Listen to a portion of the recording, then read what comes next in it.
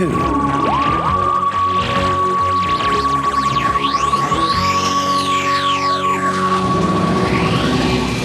Hello. And welcome to To Watch Who, a Doctor Who podcast. I'm Mark. I'm Sarah. Oh, and I'm a Doctor Who fan. And I'm new to watching Who. Yeah, watching for the very first time. Very first time. So, what was up, Mark? So I almost forgot what to say, but I just remembered at the last second. That threw me completely. I did such a rubbish song there. How many episodes have you done? I don't know why Mark is struggling with this so much at the minute. We had to do it like 3 or 4 times the other day. You even forgot to say your name. We're busy. You join us. We're on our way to a new world, believe it or not. A new, clean, unpolluted world. Aren't we, Sarah? Sure. Ruth's just making us some breakfast. And we're... Who? Ruth. Okay. Anyway, we'll explain who she is if you haven't met her yet. And we have a new crewmate for this episode who we've just woken up from suspended animation. David, are you okay? I said Chewbacca then, didn't I? It was supposed to be a yawn.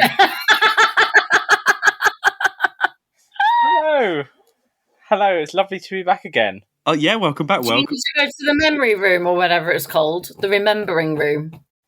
I've been there all year. Hello, lovely to be back. Now, whenever David's going to be on, I always think it must be a bad story. Oh, I don't think so this time. I mean, yeah, okay. We're planning. Historically, David has joined us for the bad stories, okay? My track record is not great, is it? Let's face it. But Mark did say, "Oh, come on for one that you actually like." And this is that's nice of it. That's nice of it. So this is the one that I actually like. And this is a really good one. Do you know what, though? I'm just going to say, I think we all appreciate the mutants after our discussion last time. Did we? Did we? I do. Okay, Mark does. Good for him. Anyway, Invasion of the Dinosaurs. I really like this one as well.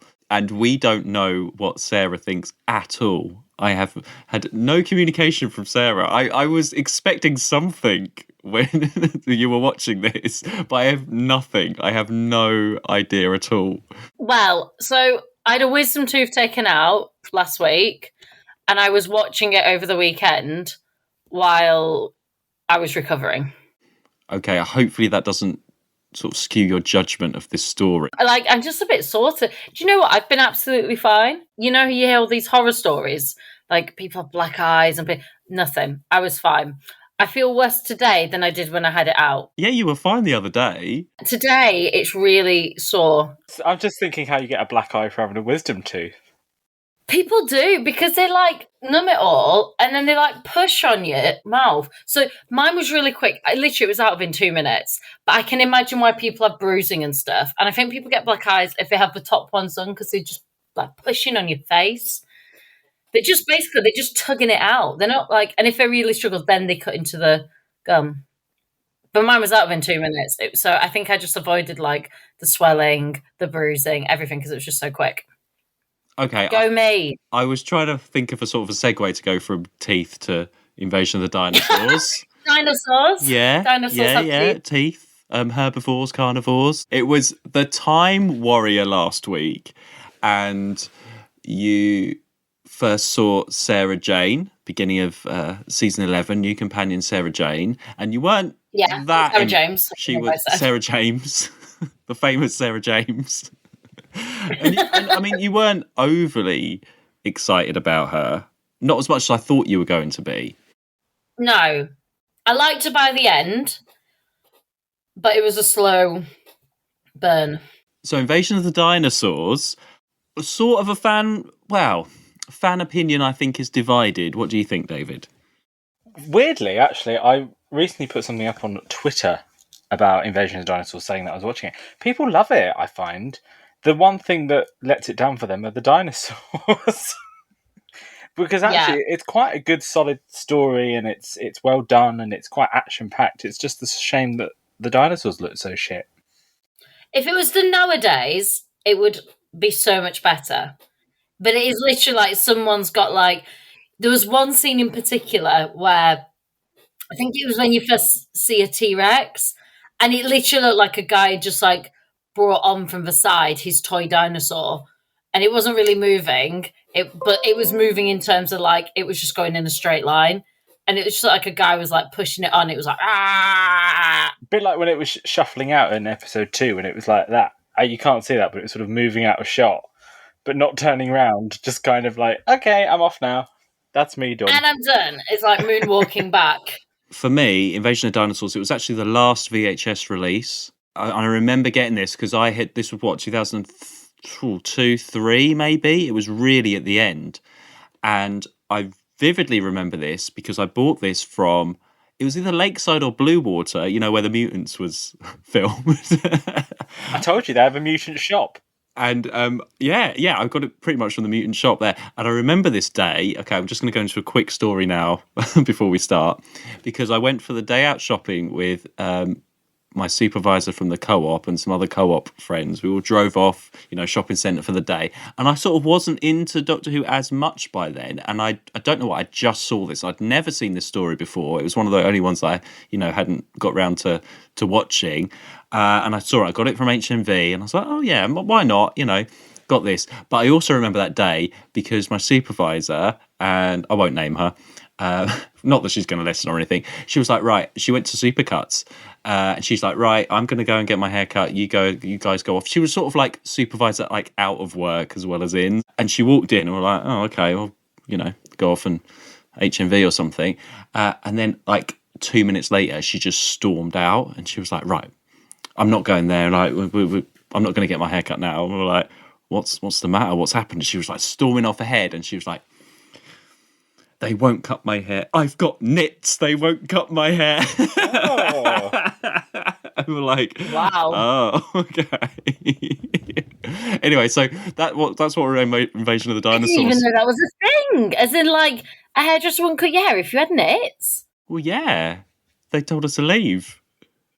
Oh, wow. Okay. Anyway, that's what this reminds me of, getting the video and nits for some reason. That's such a run. I've learned so much there. It's clean hair. That's where nits thrive. I don't know. She was like, I've got nits. They're not doing it. Yeah.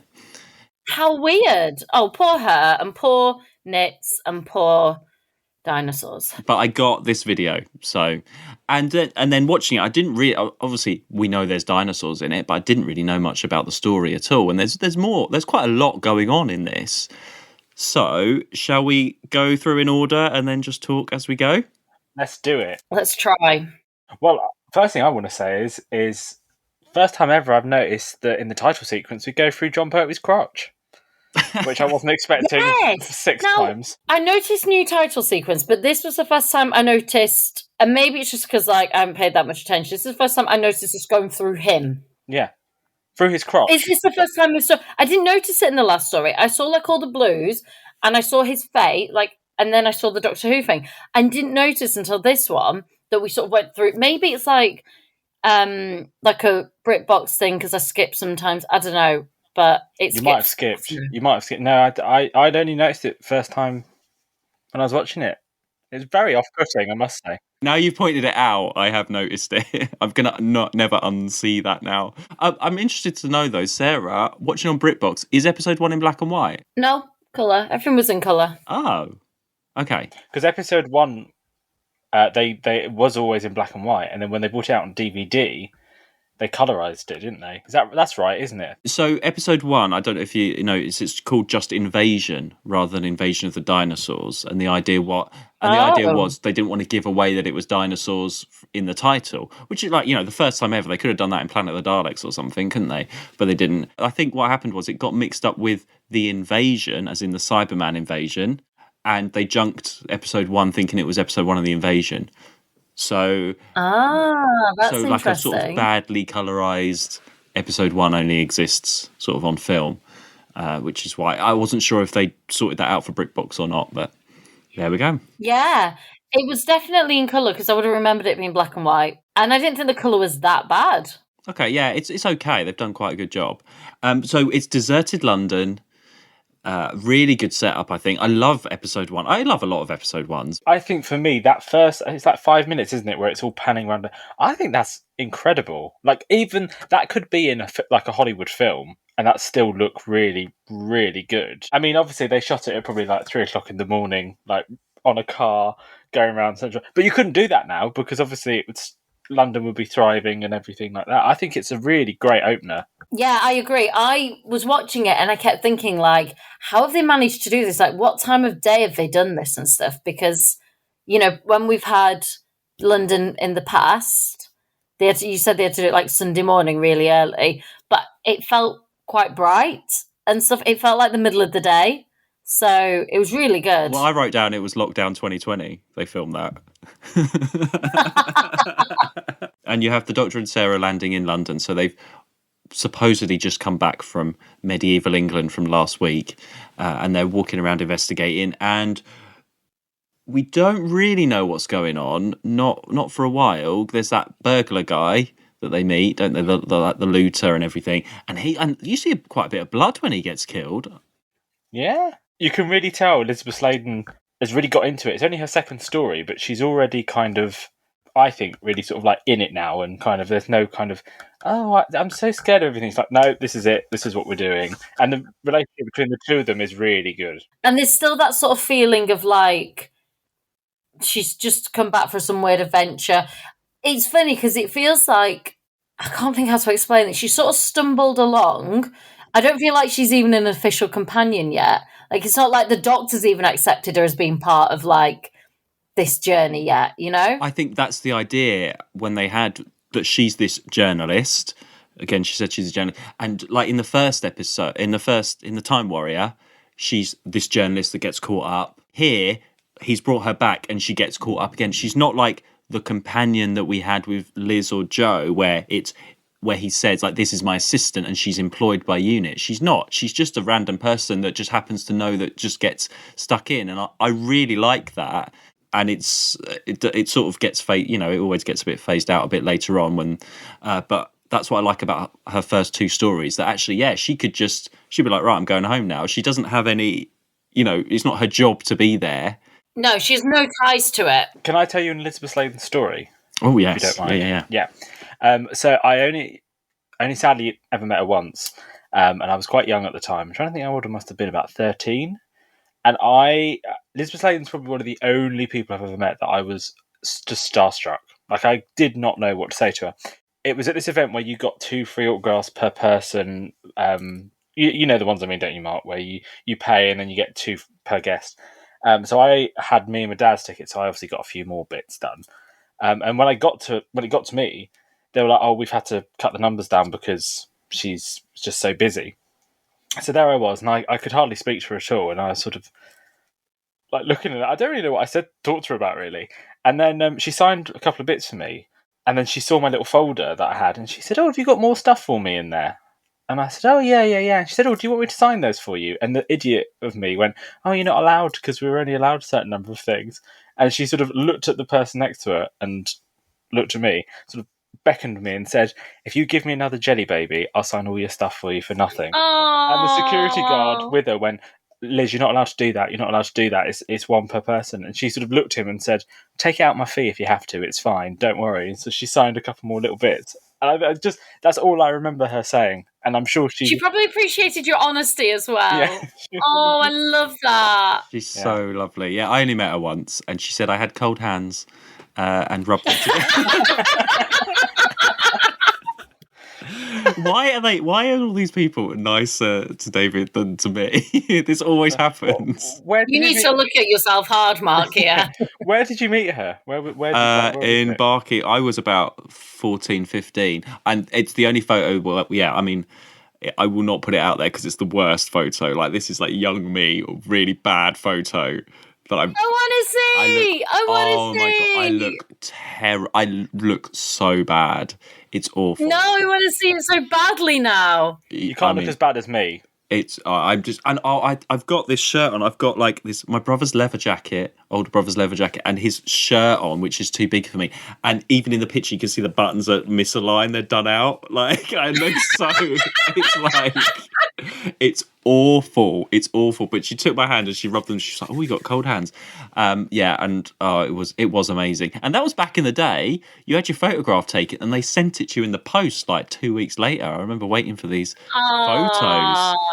She's still that character though from the Time Warrior in this. And we've got Unit back as well in this story. Yes. Hooray! So they're not gone. And you know what? I think this was one of my favourite unit collaborations. I know why as well. I know exactly why she said that. Okay, well, Go on. It's going right to the end, but Benton saves the day. I know. no. I also think that by now, the Brigadier and the Doctor's relationship is really solid. He's trying to just manage the situation, but he's like, I'm waiting for the Doctor. And he listens. And to the point, there's like at least twice when the Doctor like very early on, he's arrested. And then there's another time. And previous Brigadier would have been more suspicious. Whereas now, you know, he has complete trust that the Doctor is who he is and good and trying to help them and understands that no one else understands that. And I don't know, it was just really nice to watch because I was like, that relationship now is really solid. I do think, though, surely the Brigadier would have known, like when the Doctor got arrested and he's like, "Oh, I'm the scientific advisor." Surely the Brigadier would have said something. Like that was the only thing when they got arrested. It was like surely they would know who the Doctor is. Well, I was going to say, surely he would have a pass or something, or Yeah, you know, but No, but he never has he? That's the point. He doesn't want to be like, the Doctor never wanted to be like tied down to that whole thing. So he has that freedom. And it's now, I think it's like the Brigadier's just accepted that that's what the Doctor is. He will help them, he will be there, he will support them, but you've got to give him his freedom too. yeah. Whereas previously, he's always been trying to like detain the Doctor, you know, and do it my way, do it this way. And I think it's since he went to space. Yeah. I do. I think since he went to space, he's been like, hang on a minute. There is stuff I do not know. Since then, it's been like a completely different relationship. I really like them being in the school rather than the unit lab. I don't know why. I just really like that set with the map. Yeah, Okay. it's quite fun. I don't It's quite know. fun. Yeah, it's just, it feels like sort of end of the world type. They're the only ones left there doing everything. I really like that feel. I have a question for Sarah. Whilst we're sort of in this bit of the story, obviously we have the first glimpse of a dinosaur which is flying in. What were your thoughts when you saw the dinosaurs for the very first time? It was awful, wasn't it? I mean, that flying one was terrible. Yeah, It was so bad. I really liked it. I thought it was really effective. the puppet one's not bad. When it's in the- flying, when it's flying down and attacking all that whole Jeep sequence in the garage and stuff. It's when it's like sort of there, right? So he's like, like this, and it's there, so you can see it. And it is obviously just like a thing on a stick. Oh, I don't know. They're just like swooshing. Okay, the worst one. Oh no, I was just like, I literally was like, what the fuck is that? That is awful. I think the T-Rex is the worst one. Oh, definitely. T-Rex is terrible. That's the shame as well. Is why did they reveal the dinosaurs halfway through and not in the cliffhanger?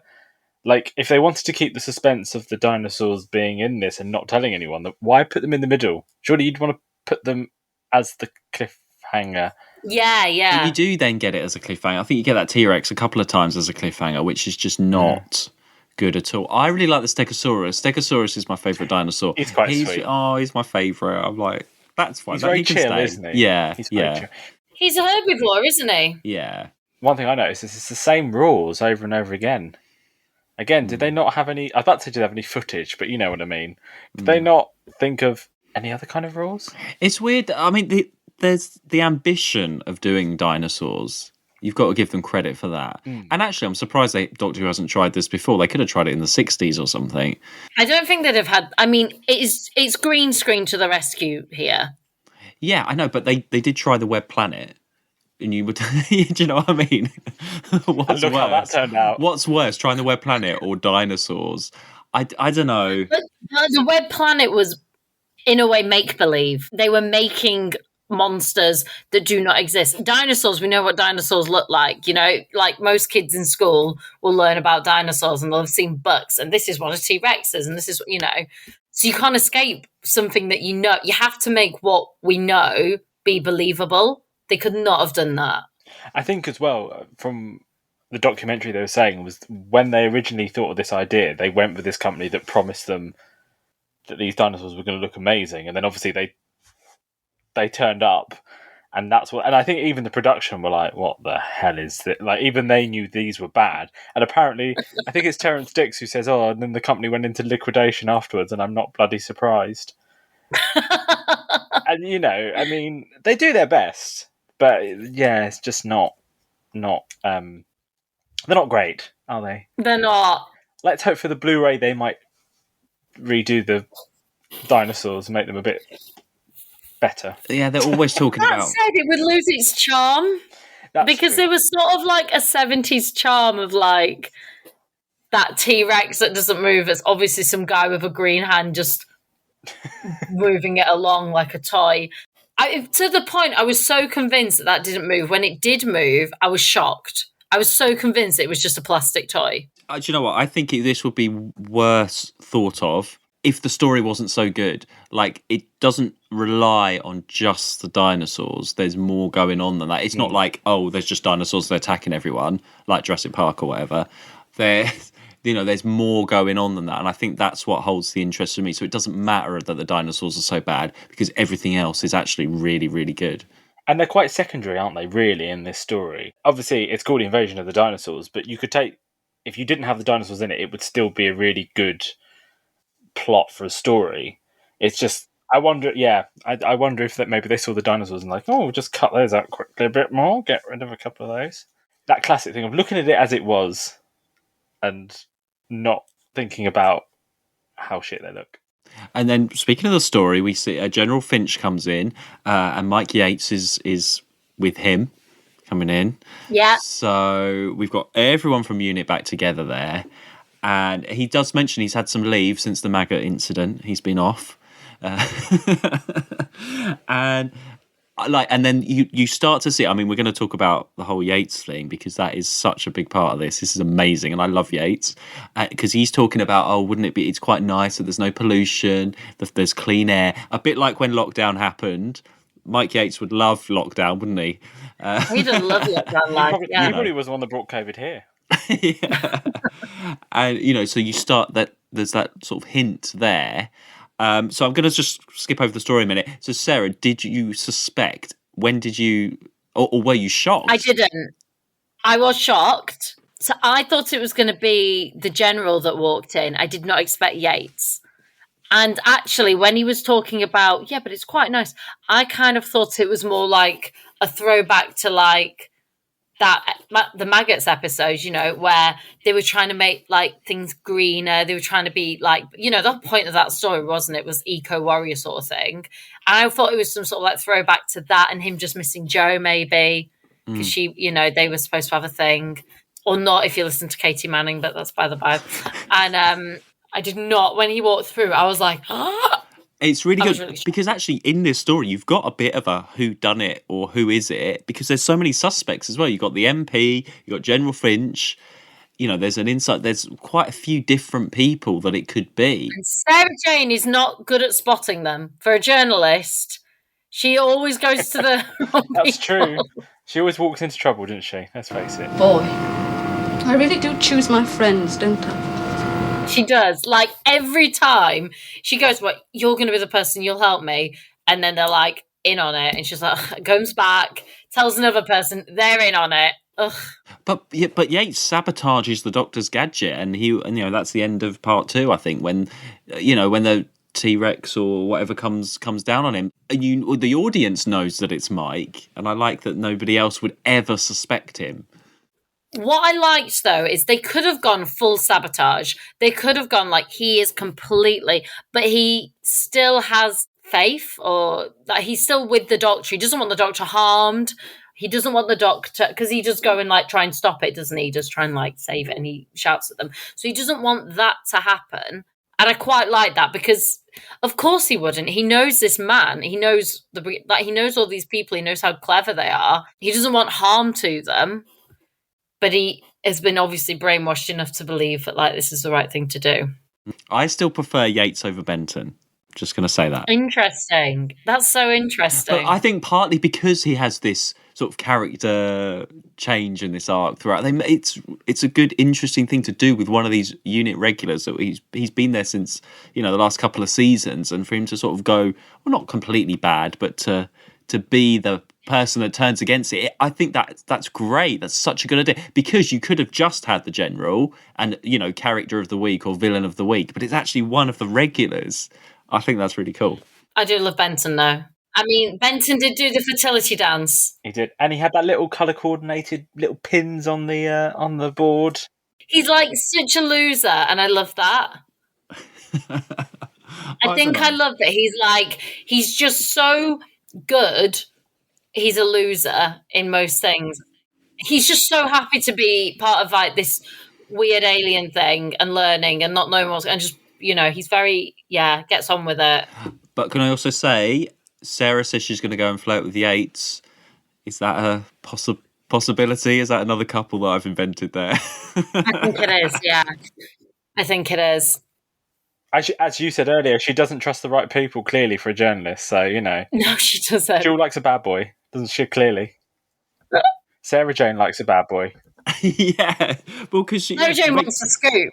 Yeah, and she makes friends with Grover, the MP, which whenever they say Grover, I always think of that blue thing from Sesame Street. That's called Grover, isn't it? Yeah. Do you know what? I was just thinking I thought the exact same thing. I was like, whenever I think of Grover, I think it's not the blue thing. No, it's the blue one. No, Grover's the one that's like, oh, hey, everybody. That one. I'm going to count to 3. That one. Hello there.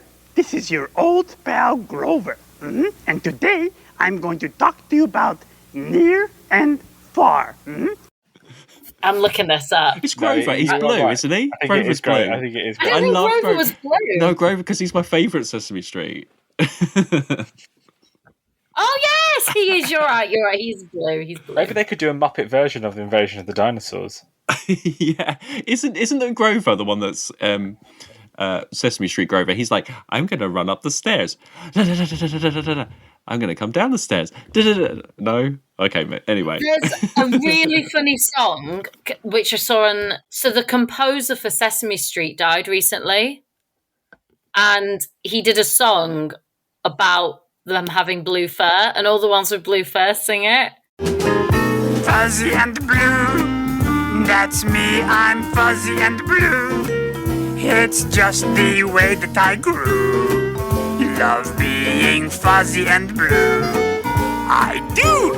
There we are. That's MP Grover doing a little song. Anyway, back to the story.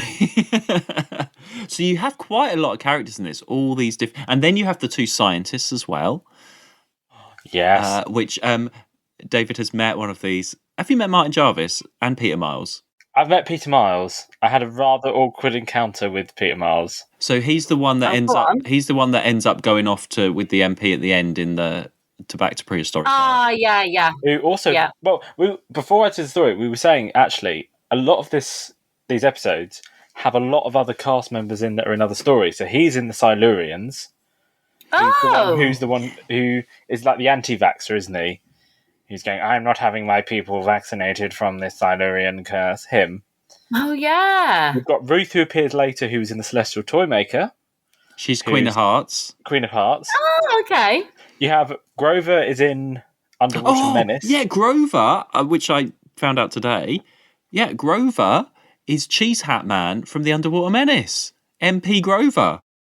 I'm going to have to I'm trying to remember Cheese Hat Man now. Okay, Cheese Hat Man. Professor Zaroff? Yeah, Underwater Menace. Yeah. Yeah, so the guy, priest, not Cyril, but the other priest guy. Oh. Okay. I've gone to Cyril there. You'll have to send me something. Okay. It'll come to me, I'm sure, when I see him. And also, we've also got Martin Jarvis, who is in the Web Planet. Full circle. Yes, played a butterfly. And he appears in another story later on. And then the general appears in another story later on. But I'm not going to tell you what that is, because I was about to say you'll recognise him, but you won't. Actually, I didn't realise that all these, this whole cast, cast are all in different stories. But no, I met Peter Miles not long before he died, and I don't know if I should tell this story, but I'm going to. He was quite touchy-feely, shall we just say. And I got my stuff signed, and he turned to me and said, how many Doctor Who stories was I in? And if you know, I'll give you a prize. And I was like, I don't know, I'm afraid. I'm not quite sure on the answer of that. And he was like, oh, I don't know. And as he was, because he's in 3 stories, he comes back in another one later on as a different character. And as he was signing the 3 of them, he went, of my 3 stories, which one is your favourite? And I said, oh, Invasion of the Dinosaurs. So I think it's a really good script. He said, no, you're wrong. It's the other one. And it's the one that he appears in later on. And so I sort of made a very quick exit from that thing and went, bye, and sort of left as quickly as I could. It was very awkward. I didn't meet him. I stood near him once, but that was about it. That's enough, to be honest. Have you ever, because I know you're only slightly older than me, did you ever meet John Pertwee? I never met John Pertwee, no. Okay. Well, no. I've got another story, if you don't mind. This is my last story, I promise. So my mum met John Pertwee in the 1980s, and she emailed me everything because I didn't want to get it wrong. So this is what she had to say. Shout out to my mum. In the early 1980s, I was working at London Zoo. Our children's zoo had a small, completely open amphitheatre, which was used for animal shows, talks by keepers, etc.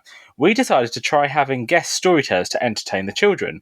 As the seating area was open, families could come and go as they wished. So basically, they could walk through, and if they didn't want to listen to the story, they just carried on through.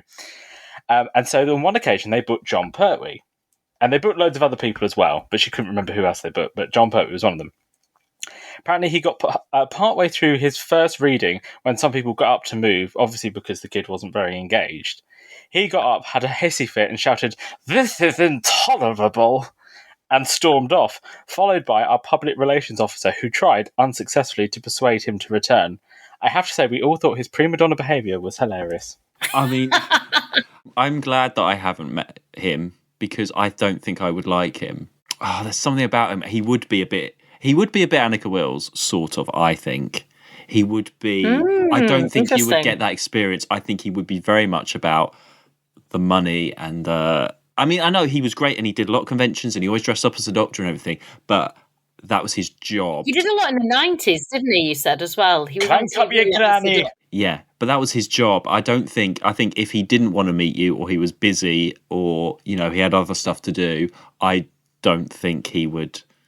That's just what I've sort of gathered from, the vibe of it. Yeah, so.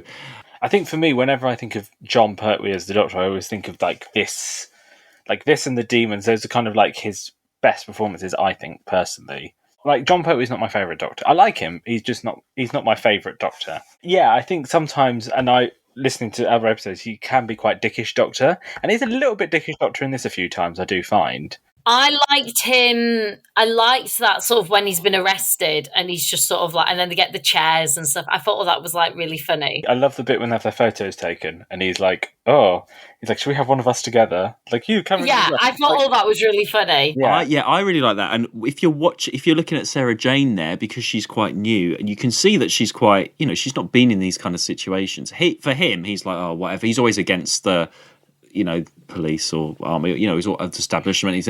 And he doesn't really care. And you can see her in that situation, and the way that Elizabeth Sladen plays it, she sort of is a bit scared, but she looks up to the Doctor and is like, oh, well, if he's being like that, I'll play along. And then she does it as well.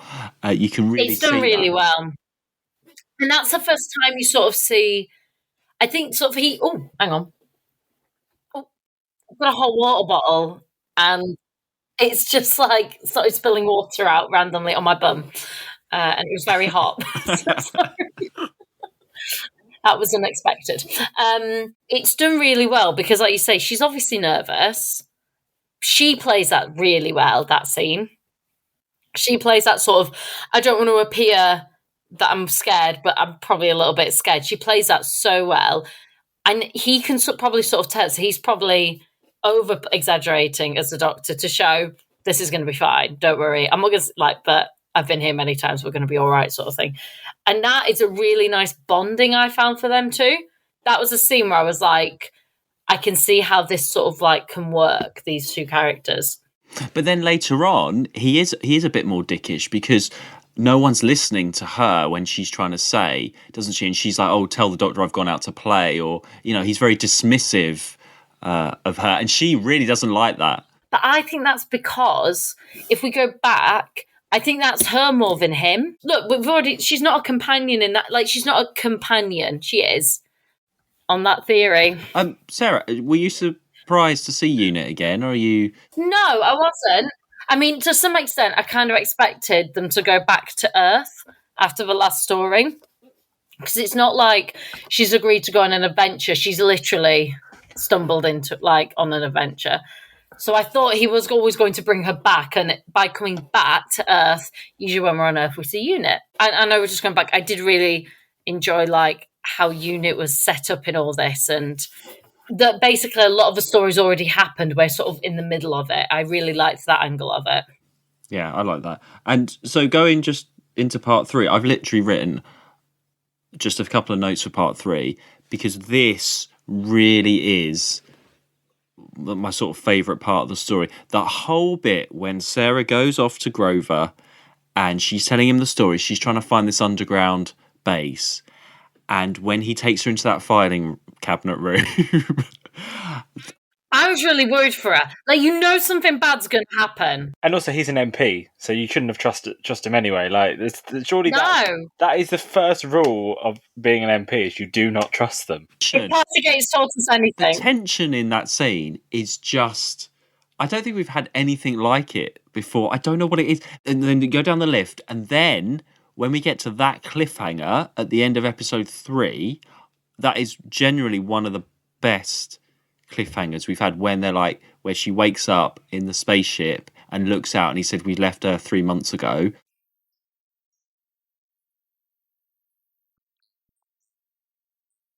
When I watched this on video for the first time, that's one of the only times watching classic Doctor Who where I've been totally shocked. I had no idea that was happening. It really was a big moment when I watched that. I think the best thing about that as well is it comes completely out of nowhere. And as I said when we did the Mutants, a lot of these 6-part stories need to have that thing halfway through to change the direction of the story. And that is exact. But it like you said, it doesn't set it up or anything. It is literally 2 minutes before it finishes. It's yeah, we're on a spaceship now. That's it. And I can imagine at the time watching that being like, oh my God, what's going to happen? I mean, obviously, it's also a clever way later on finding out that they're not on a spaceship and they've all been, it's a very clever way of doing that in a story. But I just love the fact it just comes out of nowhere. It's there we are. Yeah. We're on a spaceship and that's it. The other thing I've written down for episode 3 that absolutely made me die with laughter, obviously they chain up the we've not talked about the dinosaur being kidnapped. Yeah. No, we've not. Which I thought was brilliant because they gave the tiniest bit of rope and they're like, we'll catch it with this. And you're yeah, because a little bit of rope's going to stop a dinosaur. But then obviously she goes and then takes photos, which is a big no-no. Come on, Sarah Jane. Then she gets knocked out by a plank of wood. I thought that was quite good, the way she's plonk.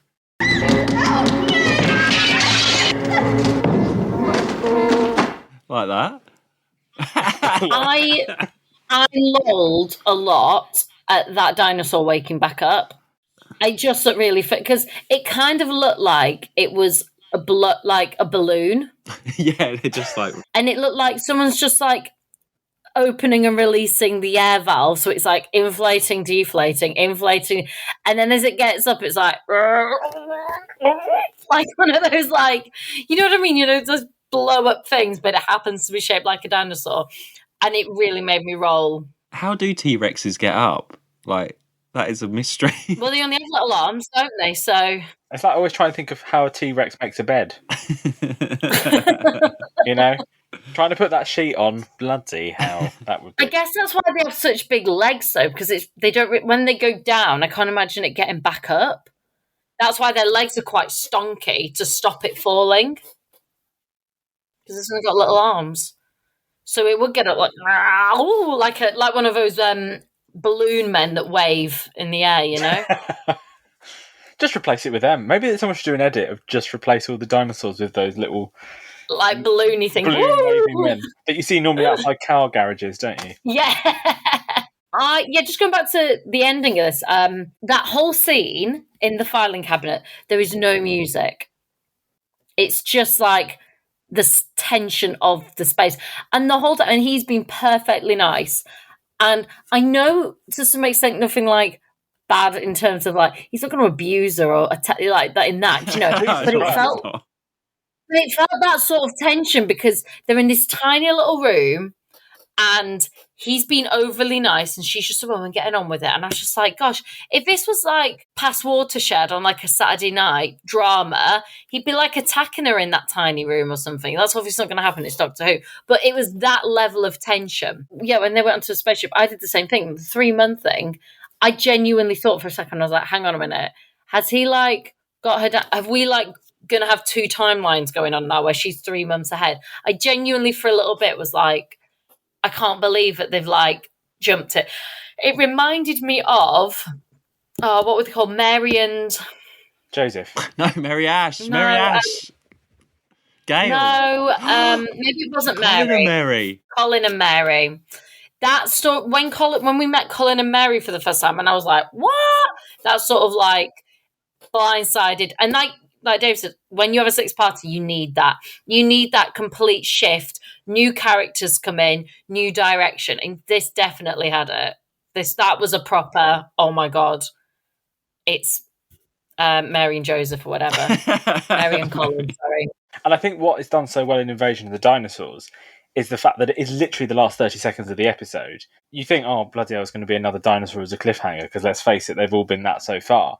So then to have, like you say, the whole 3 months of, well, has she been asleep for 3 months? Like leaving the audience in suspense for a week, that would be something that people go, well, is she, you know, where are they? What are they going to do? Are they going to a different planet? Like it's just really cleverly written and directed. And yeah, I think this is really well directed as well. It's so believable. And that's credit to her, I think, as well. Because sometimes the companions, especially early on, can be a bit hammy. You know, they know they're on Doctor Who and they know that like they're playing in these ridiculous scenarios and they're still finding their character and balance. But this is full credit to her here. I think she knows who her character is. I don't know if it stays the same, but she knows who this character is. And she just plays to it so well. And she's not playing it as a kids' TV show. She's playing it as this could go out on a Saturday night, you know, TV line of duty kind of thing.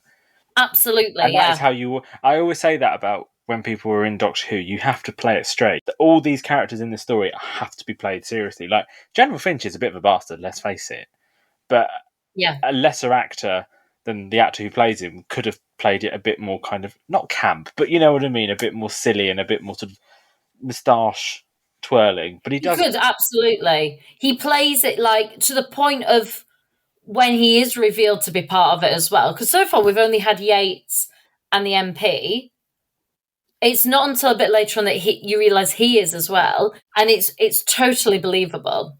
Even bits in it when like the young scientist is like the driver, you know, when you come in, they're looking for Sarah, and you have the audience going, it's him! But obviously they don't know that because they've not met him. And the way the camera's done, because you don't see his face, so he's delivering these lines, and then it turns and you see the camera shows him. It's really well done. It's really clever. It's just really... It's as if someone that directed dramas, I want to say The Bill, but I don't mean The Bill. Do you know what I mean? That sort of like the policey dramas or the sort of suspenseful of the murder things. I feel like they've got like an adult director to come in and do this story. And it's a woman. Is it? It is. It's a woman director. Oh, I love that. Like all the actors here, I mean, yeah, like you said, the way that they play it, and you've thrown dinosaurs in as well. They could have read the script and been like, oh, right, we're acting with dinosaurs here. Let's send it up. But yeah, you're right, they don't. And that, going back to that cliffhanger again, I'm just going to say the best cliffhanger in all of classic Doctor Who for me. Wow. That's a bold statement. I'm happy to be bold in that statement, yes. Okay, it is very good. I wouldn't say it's my favourite, but you know, you do you. Only because it's one of those generally because you watch classic Doctor Who, and okay, you're watching it on video or DVD. It's it's not of the time, so it's very rare when a moment shocks you or scares you from classic, when you're watching it when you're older. But that really genuinely did to stay with me. I feel like this might be my favourite of the 70s. Oh my God. As in, like, cliffhanger. Oh, okay. I thought you meant story then. I was like, bloody hell. No. As in, like, I think it's my favourite cliffhanger of the 70s. Absolutely. Yeah. I can't think of...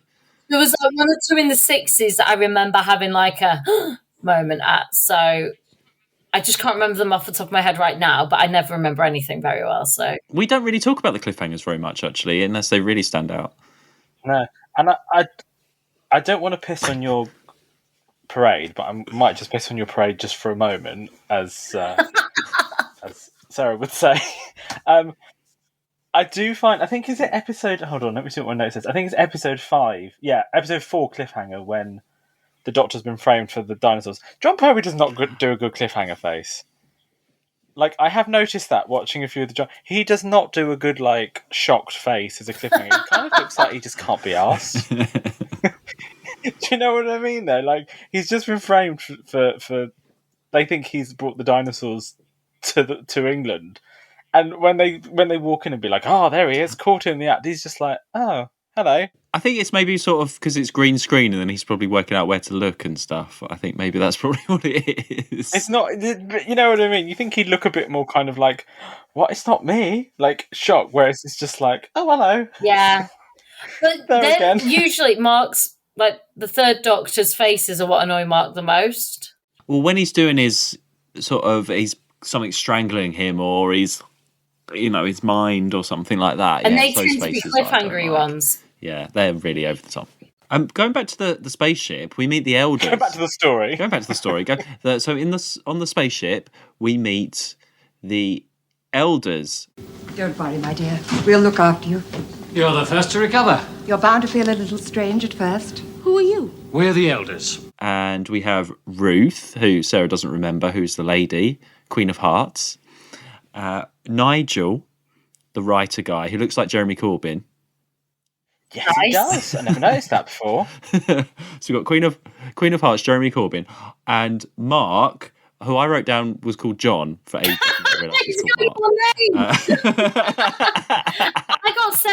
I got Sarah Super Trooper and I got Sarah James. Mark can't even get Mark when he appears on screen. Someone called him John, I swear, and I wrote that down. And then later on, I think she does call him John, doesn't she? I think she says you're John Thingy, who's the... Yeah, but he's called Mark, isn't he? Later on, I got really confused. Because that's their names, isn't it? Because they're all called like Lady something or other. Because she goes, "Oh, you're Lady whoever. You're the person who I interviewed for the magazine." And she goes, "Oh, but up here we're called Ruth." They've been given new names. Okay, I think that's. I will say, I thought Mark was quite good looking, but very, very tight jeans. And considering they're going to have to breed on this new planet, he needs to, not have such tight jeans. I like all their jean sort of combo. Their 70s outfits. I love all the outfits on that spaceship. They're very cool. Now, the spaceship outfits are odd because some people are really spacey, and then you've got him in his tight jeans. But they're all up there, and then we find out a little bit more about what is going on, what this plot is, and it is again environmental. Again, I've put they're basically 70s Extinction Rebellion up there, doing their thing. I don't feel that actually. I felt that they were more like people that have been persuaded that. What does it remind me of? So people, what was it? It's a horror series, American Horror Story, and the last season, one of the recent ones they've done, people were paying £5,000 a ticket to go and live underground because the world was about to be destroyed or whatever, that sort of thing. It reminds me, like, they haven't paid to do it, but they're people that they've been specifically chosen because they're athletic, they're smart, they're clever, and they will help rebuild a better society. And they've been brainwashed into believing this. And I think that's quite a clever plot, is they're not just normal people. They're all people that are, interested in the environment. I mean, I will say one thing. If they're going to breed on this planet, there was only 3 of them, and Ruth was... Bless her, she was getting on a bit there. But it's fine. You need the older people. They'll establish a society while the younger ones populate it. I mean, you need someone to establish this new government, a new sort of like healthier way. And they've obviously been persuaded, because they're all good people, that we're going to take you somewhere away from this terrible society where you can rebuild and restart, and it will be just like Earth, but it'll be cleaner and it'll be like old again, and you can do it the right way. And it's an interesting one. And I couldn't get over the fact that it was a woman from a lower low as well. I was just expecting to speak French the whole time in the French accent.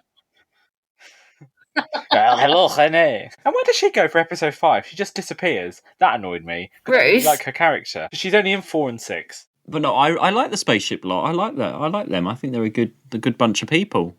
I like the guy in episode 6 who just pops up randomly, has a couple of lines. Oh, I don't like him. He's just woke Where'd he up. come from? No. Where's he come from? They're waking everyone up. They're waking everyone up, aren't they?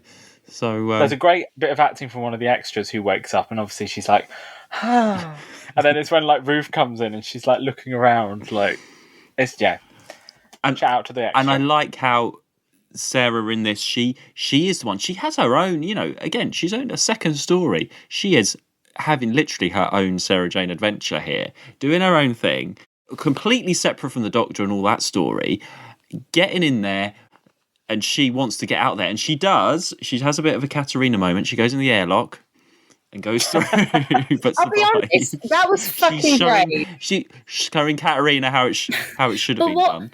I mean, like, because like you said, this is a second adventure. She don't know spaceships yet. She don't know all that stuff. So she's already determined that those machine things do not work. How she's determined that, I don't know. She's a journalist. She keeps telling us. She's a journalist, ladies and gentlemen. And then she bravely goes like into... I mean, it could have been leading to anything, but she's so convinced. But she has a bruise from her plank of wood, and she says it would have healed. That was the first moment where I was like, yeah, it's definitely 3 months. Because up until that, I just thought she was just being a bit annoying and like in denial, and it had been, and there was going to be some sort of plot twist. I didn't know there was stuff, but I thought she must have been out for a while and we're here, and I couldn't stand that either. When she said the bruising, I was like, yes, yeah. You've not been, and now I'm on board with you. Is it bad that I would have thought it would be really funny if they were actually in space? I mean, that's a whole nother story. Imagine that's an epic where she's off there and the Doctor has to find her later. That's like that means Katerina. That's kind of what I was expecting. I thought somehow she's been like knocked into that thing, knocked out, and he's lumbered her onto some ship. Because at this point, we know that there's some sort of like this guy who's got way more knowledge than they realised. So, yeah, I just think I did believe it up until the whole Bruce thing. I just thought she was just being a bit manic. So meanwhile, we have the Doctor going to the underground, and he gets there in the Whomobile. Is this like, I did miss Bessie. Bessie? Yeah, but isn't the Whomobile better than Bessie? This sums up John Pertwee that the Whomobile was something that he commissioned or got someone, and he genuinely drove around to work in the Whomobile. It was that he wanted in, and they wrote it in the show. Don't make me not like him. So don't make me. No, I do love John Pertwee. But I do think as well, especially like as I think is it episode 5 where like most of it is just a chase, isn't it? Really, like that's the only bit of the story that's a bit kind of when he escapes and he does the Venusian thingy on Benton, and then he's driving around. That's a little bit kind of. The plot then kind of does go a little bit. It's padding, isn't it? For it's padding. It is. But with that, I was going to say with the underground stuff. Me and David have been to. When was it? Is it Monument Underground Station where they filmed outside? I think it. Yeah, I think it was. So we went there to check that out. It's just around the corner from Isabel's manhole. We went there, didn't we? We're in the same place. If Isabel's hole, you can also go and... yeah, just around the road. And I remember, it's Monument Station because we had that breakfast outside at that place where Monument is. Yes, we did. And genuinely, that was such a nice breakfast. I still think about that fruit salad and that egg that I had. It's honestly, there's this really nice cafe outside Monument. It was literally outside, like it was. We're on the street, yeah. And then the station was around the corner where they filmed Invasion of the Dinosaurs. And that was such a good breakfast. Genuinely, that was pretty cracking, wasn't it? Actually, yeah. Mark hasn't.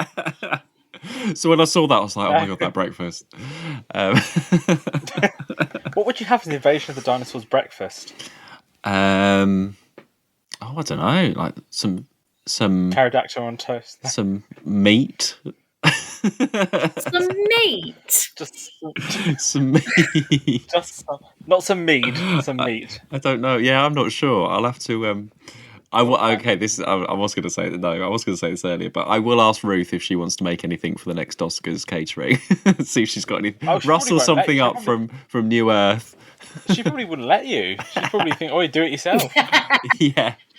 She's a tough cookie. That Or one. Nigel. Nigel will have some like vegan food, I reckon. Jeremy Corbyn. Yeah. Oh, Nigel. Yeah, Jeremy Corbyn. Yeah. Yeah. Anyway, so... I kept thinking whilst watching this that Cher should be in it because if I could turn back time, Oh. Maybe she is. Maybe she's up there asleep and they haven't woken her up yet. maybe. Maybe she's all ready to go. Maybe they persuaded her to go up there. I like all the underground stuff though, and there's the secret lift in the cleaning cupboard and all that stuff. The blue lift, which I think is quite a. Yeah. Like, but maybe they couldn't think of anything a bit more exotic. It's like the blue lift. Yeah, I thought that was funny. You have the whole idea. So they're trying to get dinosaurs are in London to get everybody out of London. So when they turn back time, they're in the centre that protects them.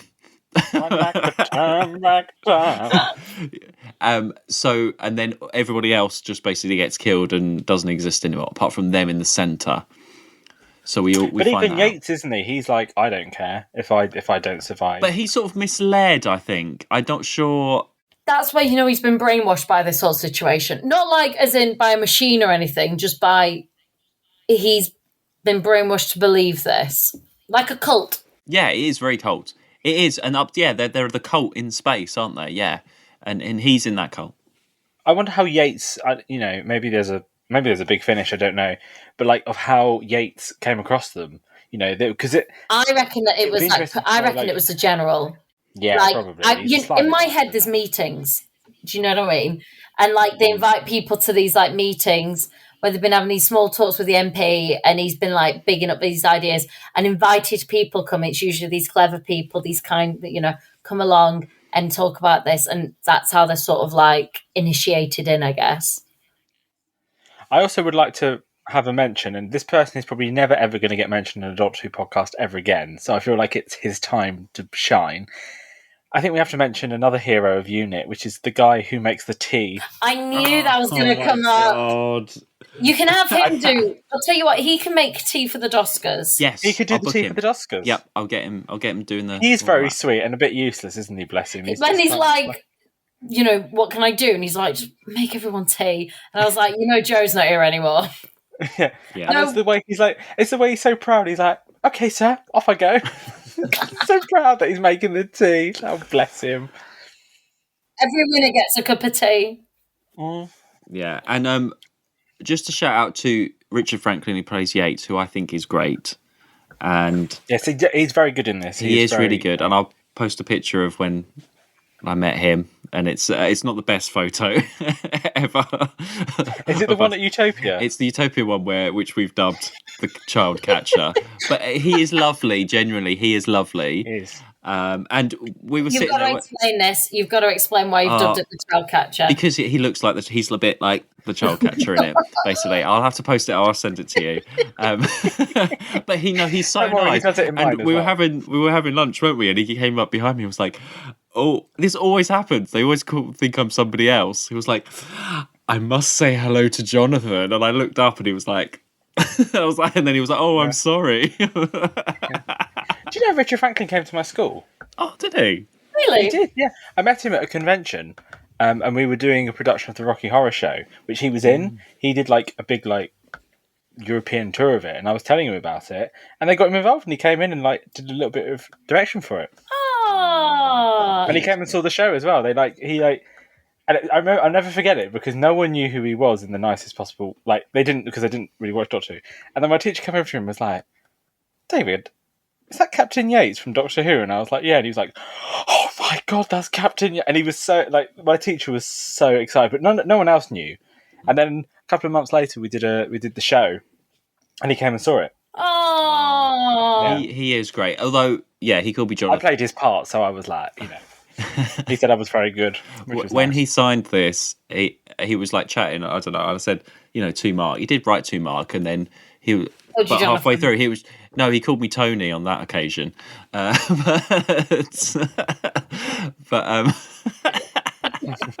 What was it? Who was it that shouted like "Say hello to"? your dad? No, that was Carol Ann Ford. That was Susan. Susan. So every time they always, it just doesn't go right. It's just getting worse every time. I've just thought, next time I see Carol Ann Ford, I need to tell her that Neighbours is going to be cancelled. I bet she'd help. Oh my god! Because Carol Ann Ford does watch Neighbours. We've established. Yeah, well, you had that terrible conversation with her about it, didn't you? Yeah, but now I can talk to her about it being cancelled. Conversation. Oh my god, when I see her in a couple of months, me and Carol are going to sort out Neighbours. Yeah, but She it'll probably totally been has. cancelled by then, love. No, there's time. Me and Carol, we're going to sort it out. Carol Ann Ford is the saviour of Neighbours. Yes, that's just come to me. That's a light bulb moment. Anybody who is listening to this and thinking, I wonder what they get up to at conventions. I've never been to one before. They talk about Neighbours to Carol Ann Ford. Carol Ann Ford, she does watch Neighbours, as documented in Doctor Who magazine. Anyway. When she remembers that she watches it, yeah. Yeah. She's going to be upset. I need to get in touch with her. Right, anyway. Let's get back. Get them all involved. Why not? Get Katie, get Annika, get them all involved. Doctor Who saves Neighbours. That is a concept. Right. Let's get back to the story. God. We're near the end, guys. We're getting. I've enjoyed this one. In episode 5, with the chase through the, there's another helicopter I noted. Another one for my book on helicopters of Doctor Who. Was that? Yeah, there's a helicopter after the Doctor. Oh, of course there is. Yes, you're right. And then, Sarah Jane escapes, doesn't she? And she escapes, and then the general takes her back, doesn't? That's what happens, isn't it? Yes. Doesn't she go and find him and say, "This is what's happened"? Yeah. And he's like, "Oh, take me there," and then he's like, then "Back he's got you go." Yeah, then he's got the gun and everything, and then Grover pretends to be in the spacesuit and goes through, and then it's Mark/John believes finally, and it all starts to sort of unravel from there. I was really shocked with Yates gets the gun out on. Yeah, that was the first moment where I was like, "Oh, you've chosen your side here." And Benton beats him up, and the general as well. Yeah, Benton's got a great moment. Benton really saves the day here. Look at Mark's little stubborn face. No, I know. I just feel like Benton is just always the same. I think that's what it is for me. Benton's just always the same throughout these. And yeah, he's loyal to the Doctor and Unit and everything, yeah. I don't know. I just like the Yates character change and development a bit. But do you think that's because Yates gets an arc rather than Benton, who's just always there? Yeah, that's what I think it is. That's why I think I don't think there's any more to Benton. Once you've seen him in one story, that's it. That's the problem for me, I think. Maybe, but I quite like knowing that. I quite like, in the same way the Brigadier doesn't. The Brigadier's there, and the Brigadier is who he is. There's something quite nice about that. And it's nice in this as well that they're all given an equal amount to do. In a lot of the other John Pertwee stories, Yates and Benton aren't really in it that much. I mean, the Demons is probably what the other story. There's another one coming on later, which I won't say, but that's the story that you've seen where they're in it more. A lot of the other times, they're kind of just behind a desk, sat in the background, kind of. And I think it was Richard Franklin's idea, wasn't it, to go bad? I think that was sort of. Oh, really? He decided that he wanted to change the character a little bit. So I think they decided. He sort of said, "Have you ever thought about if I went evil?" to the producers, and the producers were like, "Oh, that's a really good idea. Let's go with that." And I think that's also part of the shock, isn't it? As well, is that Yates all the way through has been sort of the nice kind of helpful captain. So it makes sense to make him the baddie of the piece, really. And then it all went Pete Tong with Joe, so he's gone to the dark side, hasn't he? Exactly, Joe or nothing. But what if it had been Benton? Would you have believed it if it was Benton? No. Because Yates has got better acting skills than Benton. Yes. Yeah, I agree. And I think, actually, Benton is so, like... I always just think of the Brigadier and Benton. Yates has sort of been out a little bit more. He's left Unit in... Which one was it? It was like 2 or 3 stories ago. And he was like, on the other side, he's like the man on another side, isn't he? Now. Green Death, yeah. He's not as involved, but we know him That's why it's such a surprise. It wouldn't work if it was Benton because he's so with the Brigadier. He's like the Brigadier's new right-hand man. He's done so much. I'd just be like, where is that? What has happened? There's something wrong here. He's sort of detached more, that it makes more sense for that to be him. I see what you mean. And it all gets wrapped up fairly quickly. They do press the button and stuff starts to turn back. But because the Doctor's a Time Lord, he sort of goes through and manages to push the button back. Hero moment. That is one of those things, again, and we've said this before, is for a six-parter, the denouement is pretty quick. It's sort of, that's it, it's over and on to the next story. Which is, I think, a little bit of a shame, really, because, do you not think? It built and built. The worst part I thought, actually, was when all the people came through. Like, literally, they were so, this is not true. And then she walks through an airlock, and then they all just follow her, and they go upstairs and like, we're not happy about this. And I was like, this is the wettest part of the story right now. It didn't feel like an ambush. It didn't feel like anger. It was like, we don't agree with what you're doing. Right. And also, how do they not hear the explosion? Because the Doctor blows up the... Yeah, like there's so many things like it just felt, that bit just felt quite rushed, but the actual, when it did all reach its and it was going back and forth and like that climax, that felt really good. That was like, yeah, finally. But also it's for me, you don't really get closure because it's just like, well, Captain Yates is having a bit of sick leave and the General is off. Yeah, he's gonna have early retirement, isn't he?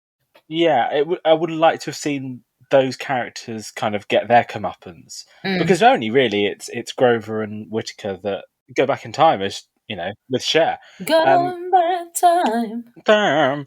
But those other characters, that's just them gone. So I think that's a bit of a shame. But I also I thought it was a really clean way to end it because I mean he's so mad he's either going to have to be killed or the best thing was literally for him to just go, to vanish him, because he was so crazy he would have done it. He just kept doing it. He kept taking them back and forth, Yeah. Okay, here's a question for you. Who would you say is the main villain of this story? Ooh. And you only like one. Only one? Oh, I'm going to say Captain Finch. No,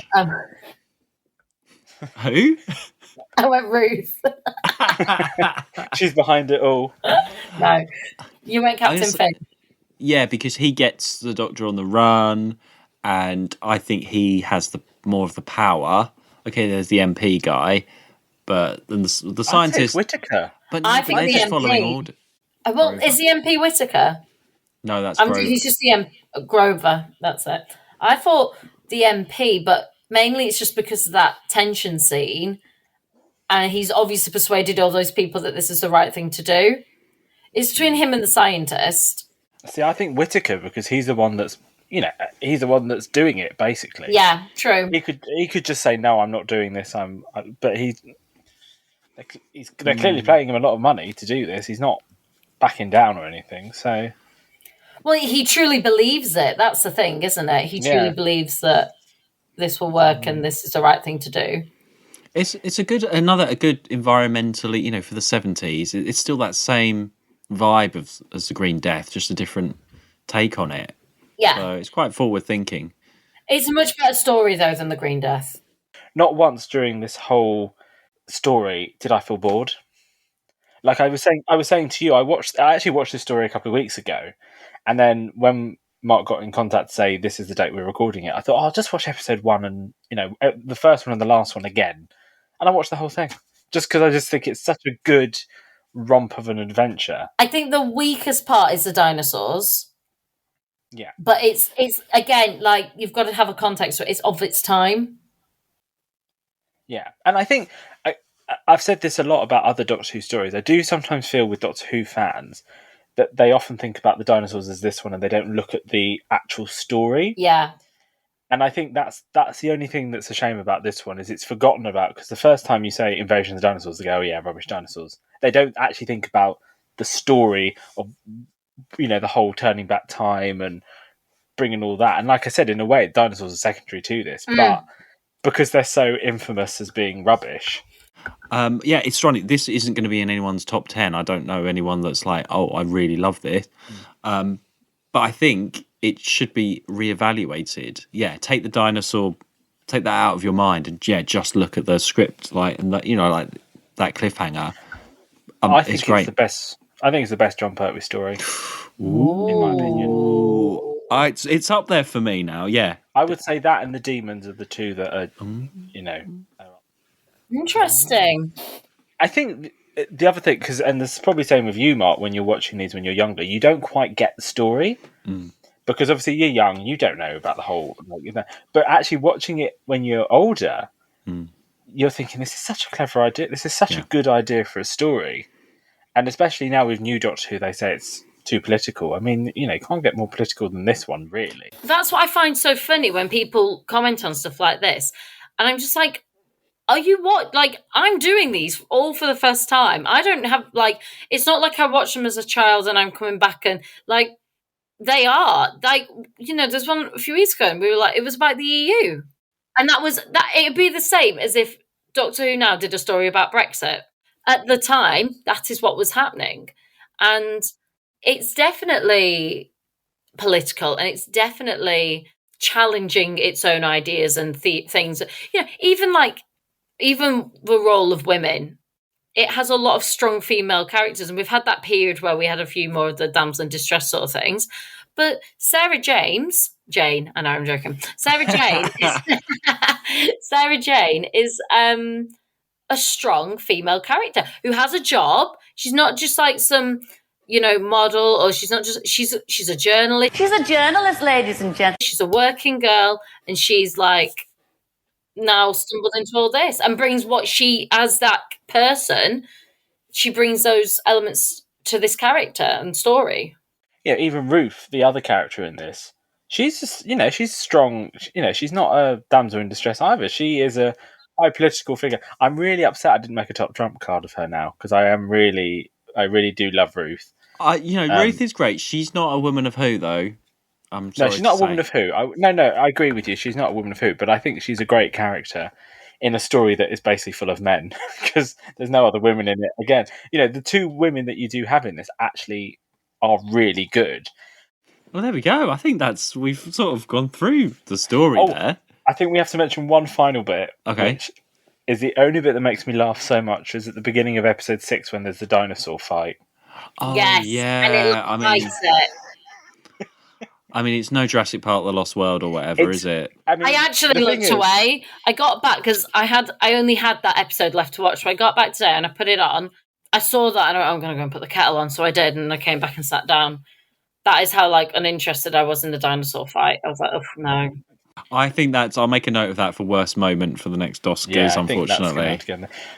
Did you ever see the dinosaurs in the Llangollen Museum? Because I always remember they were in Llangollen. The models, no. Yeah, and they were paper mache? I can't remember what they were, or sponge or something like that. Because I always remember that there was always one that had a bit of a crooked neck. I'll show you next time I see it. Because it was the one that got bit. Wow.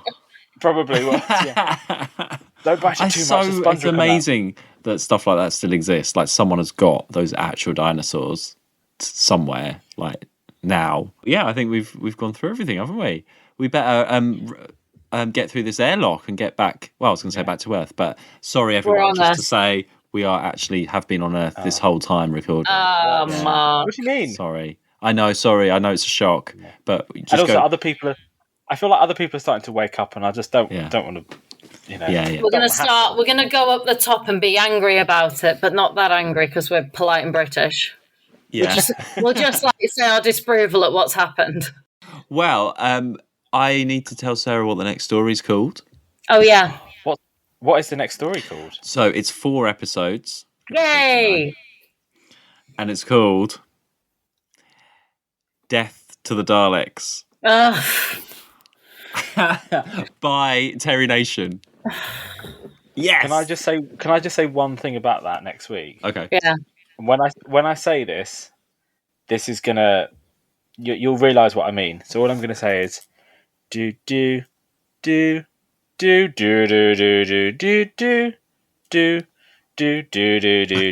what I'm gonna say. I feel like if it was ever a time to start a Terry Nation drinking game, it would be for 4 episodes, Terry Nation drinking game. You'll be bladdered by the end of episode 1. It's Actually, that got might all make of it those better. points. It's got all of those things in it. Yeah. Okay. You know what you're getting with the Terry Nation. I know. So we'll see. But it's only 4. It's at least Yeah, exactly. Normally they're like, here's a 16-part Dalek Terry Nation story. Fuck my life. Oh my god, that sounds amazing. 16 episodes of Terry. Mark, shut up. All right, okay. Well, we will see you all next week for Death to the Daleks. Guess Where if can you Sarah's gonna find us, like it or Mark? not. You can find us on Twitter and Instagram at 2WatchWho, and you can support us at buymeacoffee.com/2watchwho. And David, where can people find you? Oh, people can find me on Twitter and Instagram as well at 2watch. No, Twitter you can find me at Mrs. Remington Fan, and Instagram at A Little Bit of Chaos. Cool. Well, thank you very much for chatting with us. Very welcome. We better. I'll get the airlock ready, shall I? Okay, I'll you get just- that. Yeah, Okay, you get the right door then. open. Yeah, great. I'll go first just in case anything. Yeah, okay, great. You go first. You go Yeah, first. I'll In case take there's one a for the team, pterodactyl out I'm there. or surprised he hasn't something. sent me first, to be honest. Yeah. All I can see is Katerina over just floating past. So I might just stay here with Ruth, actually. Me and Ruth are just going to watch some of those war films on the TV Yeah. screen. just come and watch a low and low. Yeah. You keep going and getting reconditioned or whatever, Mark. That's fine. We'll leave. Yeah, I'll do that. Okay. Yeah, We'll see Well, you he does next like week. to get reconditioned with his hair, doesn't he? So you know. Okay, bye. Bye. Ta-ta. To watch who?